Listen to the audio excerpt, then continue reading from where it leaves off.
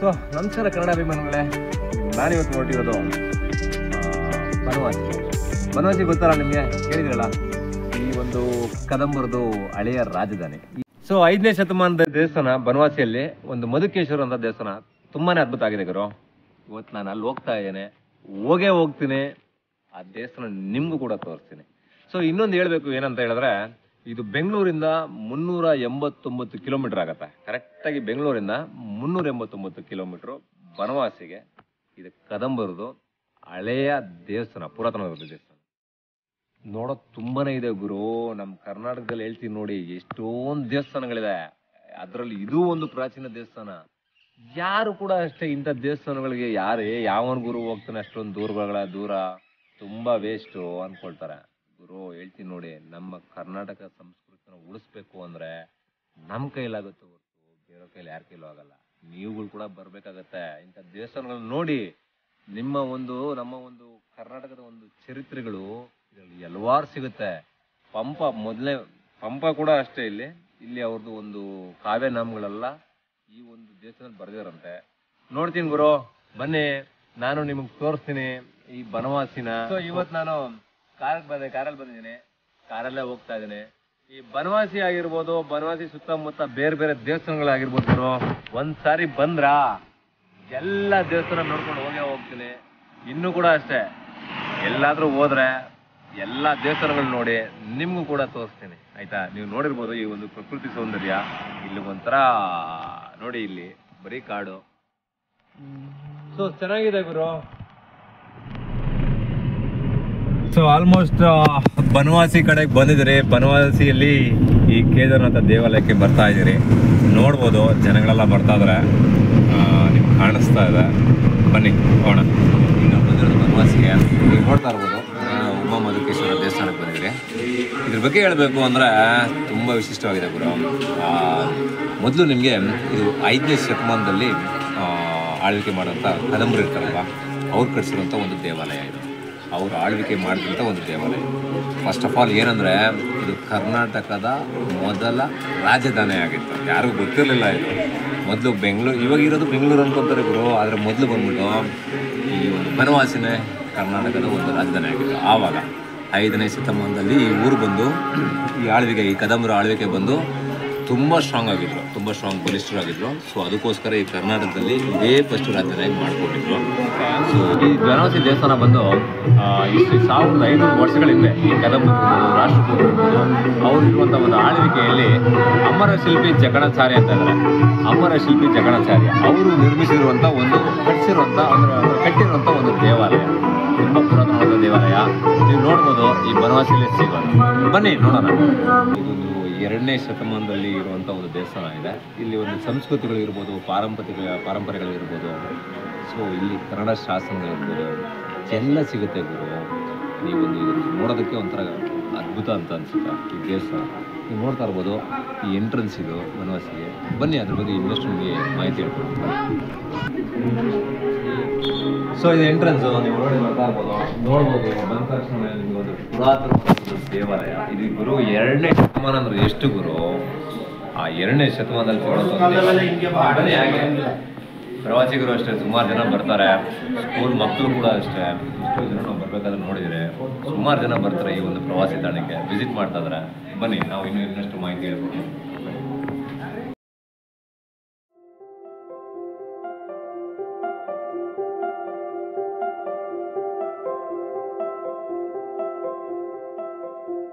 So ಆಗಿನ ಕಾಲದಲ್ಲಿ ನೀವು ರಾಜ್ಕುಮಾರ್ ಫಿಲಮ್ಗಳು ನೋಡಿರ್ಬೋದಲ್ವಾ, ಈ ಮಯೂರ ಇರ್ಬೋದು, ಕಾಳಿದಾಸ ಇರ್ಬೋದು, ಇವರೆಲ್ಲ ಯಾರು ಅಂದ್ಕೊಂಡ್ರೆ ಈ ಬನವಾಸಿಯಲ್ಲೇ ಈ ಕ್ರಿಸ್ತಶಕ 375ನೇ ಇಸ್ವಿ ಏನೋ ಅನಿಸುತ್ತೆ ಮೇಬಿ. ಆ ಟೈಮ್ಗಳಲ್ಲಿ ಈ ಕಾಳಿದಾಸ ಇವರೆಲ್ಲ ಆಳ್ವಿಕೆ ಮಾಡೋಂಥ ಒಂದು ಪಟ್ಟಣ ಇದು ಆವಾಗ. ಸೊ ಈ ಕದಂಬರು ನೋಡಿ, ನೀವು ಹಾಗೆ ಬರ್ತಾ ಇಲ್ಲ, ಈ ಥರ ದೇವಸ್ಥಾನ ಮಯೂರವರ್ಮ ಒಂದು ಈ ದೇವಸ್ಥಾನ ಕಟ್ಸಿರ್ತಾರೆ. ಸೊ ಇದು 5ನೇ ಶತಮಾನ 2ನೇ ಶತಮಾನದಲ್ಲಿ ಕಟ್ಸಿರೋಂಥ ದೇವಸ್ಥಾನ ಅಂತಿದ್ದಾರೆ. 5ನೇ ಶತಮಾನದಲ್ಲಿ ಈ ಕದಂಬರ ಆಳ್ವಿಕೆ ತುಂಬಾ ಬಲಿಷ್ಠವಾಗಿತ್ತು, ಅಂದರೆ ತುಂಬ ಸ್ಟ್ರಾಂಗ್ ಇದ್ರು ಗುರು. ಹೆಂಗೆ ಸ್ಟ್ರಾಂಗ್ ಅಂತಿರಲ್ಲ, ಈ ನಮ್ಮ ಕರ್ನಾಟಕ ಯಾರೇ ಬಂದು ಮುತ್ತಿಗೆ ಹಾಕಿದ್ರೆ ಫಸ್ಟು ಆ ಟೈಮಲ್ಲಿ ಬಲಿಷ್ಠವಾಗಿದ್ದಿತ್ತು ಇದೊಂದು ಬನವಾಸಿ. ಈ ಬನವಾಸಿಲಿ ಈ ಕದಂಬರು ಕಟ್ಟಿದಂಥ ಇದ್ದಂಥ ಒಂದು ಸ್ಥಳ ಇದು. ಬನ್ನಿ, ನೀವು ನೋಡ್ತಾ ಇರ್ಬೋದು, ಅಲ್ಲಿ ಸೊ ನಮಗೆ ಲಾಸ್ಟ್ ಟೈಮ್ ಬಳ್ಳಿಗಾವಿ ಅಂತ ನಿಮ್ಗೊಂದು ತೋರಿಸಿದ್ದೆ. ಆ ಬಳ್ಳಿಗಾವಿಯಲ್ಲಿ ಹೋಗ್ತಾ ನಿಮಗೆ ಎಂಟ್ರೆನ್ಸಲ್ಲೇ ನಿಮ್ಗೊಂದು ಬಸವಣ್ಣ ಸಿಗುತ್ತೆ. ಸೊ ಅದೇ ರೀತಿ ಇಲ್ಲೂ ಕೂಡ ಅಷ್ಟೇ ಬನವಾಸಿಯಲ್ಲಿ ನಿಮ್ಗೊಂದು ಬಸವಣ್ಣ ಸಿಗುತ್ತೆ. ಸೊ ಹಾಗೆ ಬನ್ನಿ, ನಿಮ್ಗೆ ತೋರಿಸ್ತೀನಿ ಬನ್ನಿ. ಸೊ ನೀವು ನೋಡ್ತಾ ಇರ್ಬೋದು, ಇಲ್ಲಿ 2 ಕಂಬ ಕಾಣಿಸ್ತದೆ. ನೋಡ್ತಾ ಇದ್ದೀರ ನೋಡಿ, ಒಂದು ಕಂಬ ಬಂದು ನಾರ್ಮಲ್ ಆಗಿ ದೀಪ ಸ್ತಂಭ, ಇನ್ನೊಂದು ದೀಪ ಉರಿದಕ್ಕಂತ ಒಂದು ಕಂಬ ಮಾಡಿದ್ದಾರೆ ನೋಡಿ, ಅದು ದೊಡ್ಡದಿದೆಯಲ್ಲ. ಸೊ ಅದು ಬಂದು ನಿಮಗೆ ದೀಪಸ್ತಂಭ ಅಂತ ಹೇಳ್ತಾರೆ. ಓಕೆ, ಸೊ ಹಾಗೆ ಬನ್ನಿ ನೀವು ನೋಡ್ತೀನಿ. ಈ ಒಂದು ವಿಶೇಷತೆ ನೋಡಿದ್ರೆ ನಿಮಗೆ ಇಲ್ಲಿ ಪಿರಮಿಡ್ ಥರ ನಿಮಗೆ ದೀಪ ಕಂಬಗಳು ಕಾಣಿಸ್ತಾ ಇರುತ್ತೆ. ಸೊ ನೀವು ನೋಡ್ಬೋದು, ಇಲ್ಲಿ ಪಿರಮಿಡ್ ಥರ ನೀವು ಮಾಡಿದ್ದಾರೆ ನೋಡಿ, ಒಂದೊಂದು ಪಿರಮಿಡ್ ಥರ ಮಾಡಿ ಸ್ತಂಭನ ನಿಲ್ಲಿಸಿದ್ದಾರೆ, ಹೇಳಿದಲ್ಲ ಇದು ದೀಪಸ್ತಂಭ. ಸೊ ಹಾಗೆ ನೀವು ಬರ್ತಾ ನೋಡ್ತಾ ಇದ್ರೆ, ಸೊ ಎಂಟ್ರೆನ್ಸಲ್ಲೇ ನಿಮಗೆ ಒಂದು ಇಂದ್ರನ ದೇವಾಲಯ ಸಿಗುತ್ತೆ, ಇನ್ನೊಂದು ಒಂದು ವಿಗ್ರಹ ಸಿಗುತ್ತೆ. ನೀವು ಒಳಗಡೆಯಿಂದ ನೋಡ್ಬೋದು ಎಷ್ಟು ಸಕ್ಕತ್ತಾಗಿ ಸುಂದರವಾಗಿದೆ. ಸೊ ಹೀಗೆ ಬಂದರೆ, ಸೊ ನೋಡಿ ಇದು ಎಂಟ್ರೆನ್ಸ್ ನಿಮ್ಮಲ್ಲಿ ನೋಡಿದ ತಕ್ಷಣ ನಿಮಗೊಂದು ಮಯೂರ ವರ್ಮದ ಒಂದು ಇದು ಕಾಣಿಸುತ್ತೆ, ಕಟ್ ಮಾಡಿ. ಸೊ ಪ್ರತಿಯೊಂದು ಕೂಡ ಅಷ್ಟೇ ನೀವು ನೋಡ್ಬೋದು, ಎಂಟ್ರೆನ್ಸಲ್ಲಿ ಪ್ರತಿಯೊಂದು ಶಿಲೆಗಳಿರ್ಬೋದು. ನಿಮ್ಮಲ್ಲಿ ಎಂಟ್ರೆನ್ಸಲ್ಲಿ ಒಂದು ನಂದಿ ಸಿಗ್ತಾ ಇದೆ, ಮತ್ತು ಕಂಬಗಳು ಮಾತ್ರ ತುಂಬ ಅದ್ಭುತ ಆಗಿದೆ ಗುರು. ಈ ಒಂದು ಹಳೇ ಕಾಲದ್ದು ಇನ್ನೂ ಒಂದು ಈ ಥರ ಒಂದು ಸ್ಥಿತಿಯಲ್ಲಿದೆ ಅಂದರೆ ನನಗೆ ನಂಬಕ್ಕೆ ಆಗ್ತಾಯಿಲ್ಲ. ಎಷ್ಟೋ ಜನ ಸ್ಕೂಲ್ ಹುಡುಗರು ಇರ್ಬೋದು ನೋಡಿ, ಆ ಕಡೆ ಎಲ್ಲ ನೋಡಿ ಸ್ಕೂಲ್ ಹುಡುಗರು ಇರ್ಬೋದು, ಎಲ್ಲ ಬಂದು ಇಲ್ಲೊಂದು ಪ್ರವಾಸಿ ತಾಣ ಆಗಿದೆ. ಈ ಬನವಾಸಿ ಅನ್ನೋದು ರಿಯಲ್ ಆಗಿ ಹೇಳ್ತೀನಿ, ಈ ಒಂದು ಟೈಮಲ್ಲಿ ತುಂಬ ಜನ ಪ್ರವಾಸಿಗರು ಬಂದೇ ಬರ್ತಾರೆ. ನಮ್ಮ ಕಣ್ಣಿಗೂ ಅಷ್ಟೇ, ನಾನು ಅಂದ್ಕೊಂಡೆ ಯಾರು ಇರಲ್ಲ, ಆರಾಮಾಗಿ ಮಾಡ್ಬೋದು ಅಂತ. ಗುರು ತುಂಬ ಜನ ಇದ್ದಾರೆ ಗುರು, ಒಳಗಡೆ ನನಗೆ ಮಾಡ್ಕೊಳ್ಳೋಕ್ಕೆ ಒಂಥರ ಅನ್ಕಂಫರ್ಟಬಲ್ ಆಗ್ತದೆ. ಆದರೂ ಮಾಡಿ ತೋರಿಸ್ತೀನಿ, ಏನು ಅಂಥದ್ದೇನಿಲ್ಲ, ಬನ್ನಿ ತೋರಿಸ್ತೀನಿ.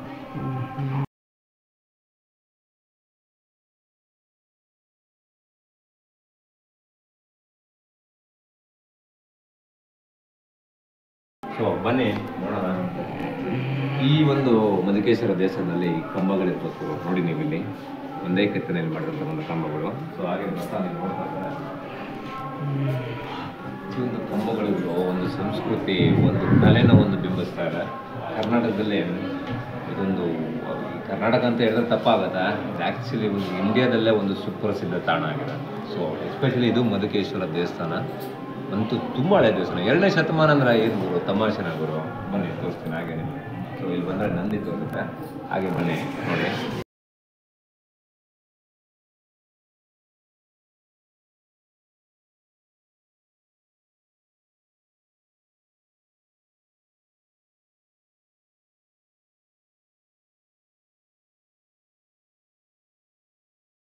ನಂದಿ ಕಾಣಿಸ್ತದೆ, 7 ಅಡಿ ನಂದಿ ಅಂತ.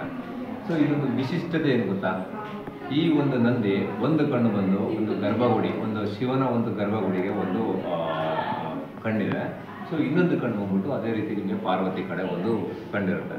ಸೊ ನೀವು ಅಲ್ಲಿ ನಿಂತ್ಕೊಂಡು ನೋಡಿದ್ರೆ ಗೊತ್ತಾಗುತ್ತೆ. ಈ ಒಂದು ಕಣ್ಣಿದೆ, ಈ ಕಣ್ಣು ನಿಮಗೆ ಗರ್ಭಗುಡಿ, ಇಲ್ಲಿರುವಂಥ ದೇವಸ್ಥಾನದಲ್ಲಿ ಗರ್ಭಗುಡಿಗೆ ಕರೆಕ್ಟಾಗಿ ಗರ್ಭಗುಡಿಗೆ ಒಂದು ಕಣ್ಣು ತೋರಿಸುತ್ತೆ. ಸೊ ಹಾಗೆ ಬನ್ನಿ ತೋರಿಸ್ತೀನಿ ನನಗೆ. ಆಗ ಮತ್ತೆ ನಿಮ್ಮೊಂದು ಇದನ್ನು ಗರ್ಭಗುಡಿ ನೋಡ್ತಾ ಇರ್ಬೋದು, ಅಲ್ಲಿ ಗರ್ಭಗುಡಿ ನೋಡ್ತಾ ಇರ್ಬೋದು. ಬಟ್ ಬನ್ನಿ, ಅದರ ವಿಶೇಷತೆ ನಮಗೆ ಹೇಳ್ಬೋದು. ಸೊ ಹಾಗೆ ಇನ್ನೊಂದು ಕಂಬಗಳು ಒಂದು ವಿಶೇಷತೆ ನೋಡಿದ್ರಲ್ಲ, ಲಾಸ್ಟ್ ಟೈಮ್ ನಾವು ನಿಮಗೊಂದು ಬೆಳ್ಳಿಗಾವಿಯಲ್ಲಿ ಒಂದು ಇದು ನೋಡ್ಸಿದ್ವಿ, ಕಂಬ ತೋರಿಸಿದ್ವಿ. ಈ ಕಂಬನೂ ಅದೇ ಥರನೇ ವಿಶೇಷತೆ ಬಂದಿರುತ್ತೆ. ಬನ್ನಿ ಈ ಕಡೆ ತೋರಿಸ್ತೀನಿ. ಸೊ ಈ ಕಂಬದ ವಿಶೇಷತೆ ಏನಂದರೆ, ನಾವು ಒಂದು ಸಾರಿ ಕೈನ ಈಗಾದರೆ 2 ಕೈ ಕಾಣಿಸುತ್ತೆ, ನೀವು ನೋಡ್ಬೋದು. ಬನ್ನಿ, ಕಾಣಿಸ್ತಾ ಇದೆ ನೋಡಿ, 2 ಕೈ ಕಾಣಿಸುತ್ತೆ, 2 ನೆರಳು ಕಾಣಿಸುತ್ತೆ. ಸೊ ಈ ಕಂಬದ ವಿಶೇಷತೆ ಆ ಥರ ಇರುತ್ತೆ. ಸೊ ಹಾಗೆ ಬನ್ನಿ, ಇದು ಬಂದ್ಬಿಟ್ಟು ನೃತ್ಯ ಮಾಡುವಂಥ ಒಂದು ಪ್ಲೇಸು. ಆಗಿನ ಕಾಲದಲ್ಲಿ 2ನೇ 3ನೇ ಶತಮಾನಗಳಲ್ಲಿ ಈ ಒಂದು ರಾಜರು ರಾಣಿಗಳು ಯಾರಾದರೂ ಇದ್ರು ಅಂದರೆ ಒಂದು ನೃತ್ಯ ಮಾಡೋಂಥ ಒಂದು ಪ್ಲೇಸ್. ನಿಮ್ಗೆ ಅಲ್ಲಿ ಹೋದ್ರೆ, ಮುಂದೆ ಹೋದರೆ ನಿಮಗೆ ಒಂದು ಚಿತ್ರಣ ಕಾಣಿಸ್ತಾ ಇರುತ್ತೆ. ಸೊ ನೋಡ್ಬೋದು, ಈ ಪ್ಲೇಸ್ ಬಂದ್ಬಿಟ್ಟು ನೋಡಿ ಕಾಣಿಸುತ್ತೆ ನೋಡಿ, ಇಲ್ಲಿ ಆಲ್ರೆಡಿ ಬರೆದಿದ್ದಾರೆ, ನೃತ್ಯ ಮಾಡುವಂಥ ಇದೊಂದು ಪ್ಲೇಸು. ಬನ್ನಿ ಹಾಗೆ ಮಂಟಪ ಮಧುಕೇಶ್ವರ ಸ್ವಾಮಿ ದೇವಸ್ಥಾನದ್ದು. ಹಾಗೆ ಬರ್ತಾ ಇರೋದು ತ್ರಿಲೋಕ ಮಂಟಪ ಅಂತ, ತ್ರಿಲೋಕ ಮಂಟಪ. ಬನ್ನಿ ತೋರಿಸ್ತೀನಿ. Hello,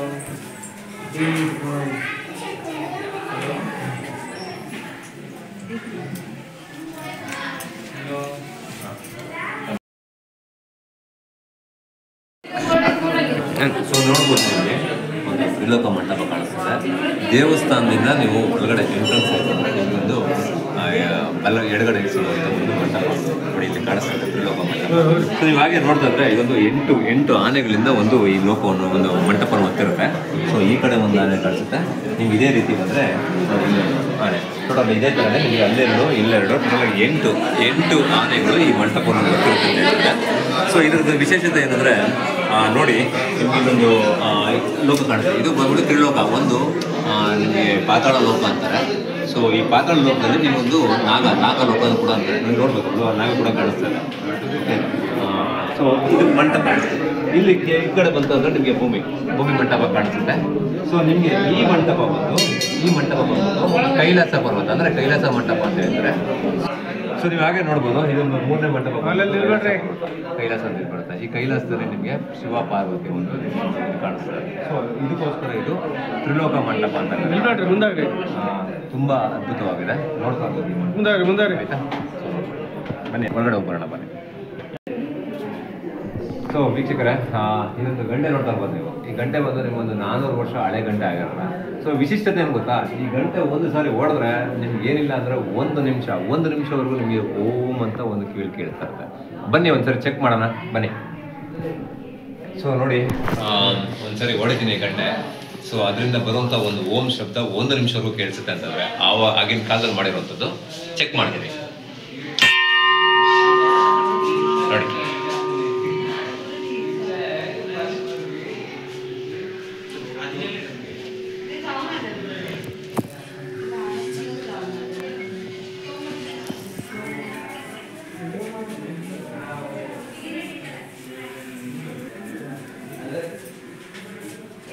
okay. ಸೊ ನೋಡಿ ಇನ್ನೊಂದ್ಸರಿ ನಾನು ನಿಮಗೆ ಇದೊಂದು ಗಂಟೆ ಹೊಡೆದು ತೋರಿಸ್ತೇನೆ. ಈ ಸೌಂಡ್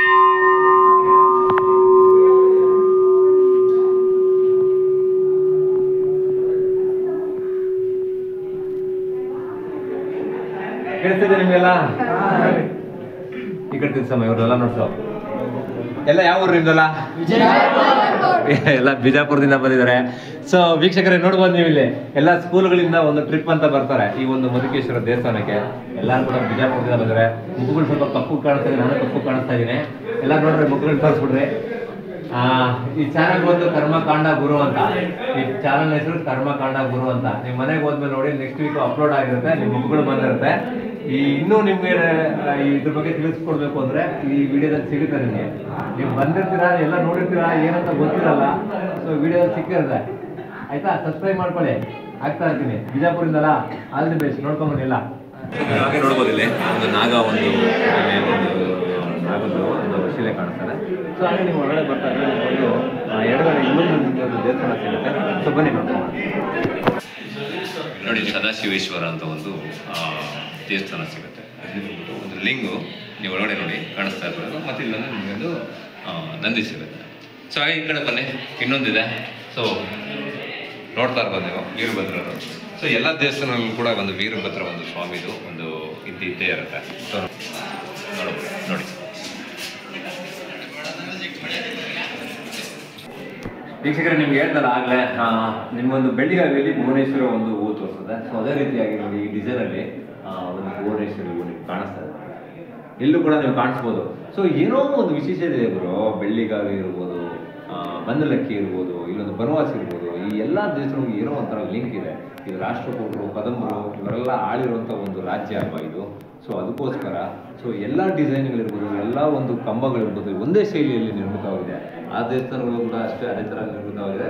ಈ ದೇವಸ್ಥಾನ ಕೂಡ ಇನ್ನೂ ಪುರಾತನ ದೇವಸ್ಥಾನ ಹಾಗೆ ನಿರ್ಮಿತವಾಗಿದೆ. ಸೊ ಹಾಗೆ ಹೊರಗಡೆ ಬನ್ನಿ. ಇನ್ನೊಂದು ವಿಶೇಷತೆ ಏನಂದರೆ ನಮ್ಮ ಒಂದು ಮಂಗನಿಗೆ ಒಂದು ಕಬ್ಬು ಅಂದರೆ ತುಂಬ ಇಷ್ಟ. ಈ ಕಬ್ಬು ಇರ್ಬೋದು, ಕಡಲೆ ಅಂತ ಇರ್ಬೋದು, ಅದನ್ನು ಕೂಡ ಒಂದು ಚಿತ್ರಣ ನೀವು ತೋರಿಸ್ತೇನೆ ಬನ್ನಿ.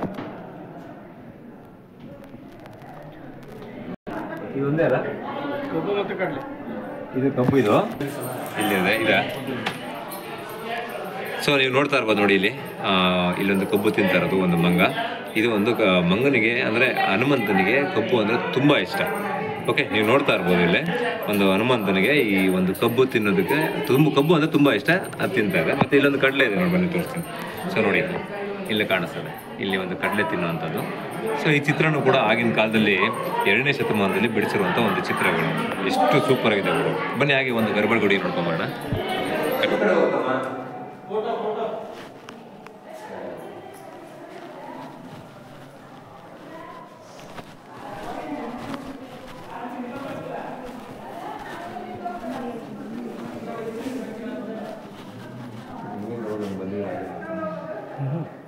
ಹಿಂಗಿಂದ ಬಂದಿರೋದು ಹಂಗಿಂದ ದಾರಿ ಇದೆಯಲ್ಲ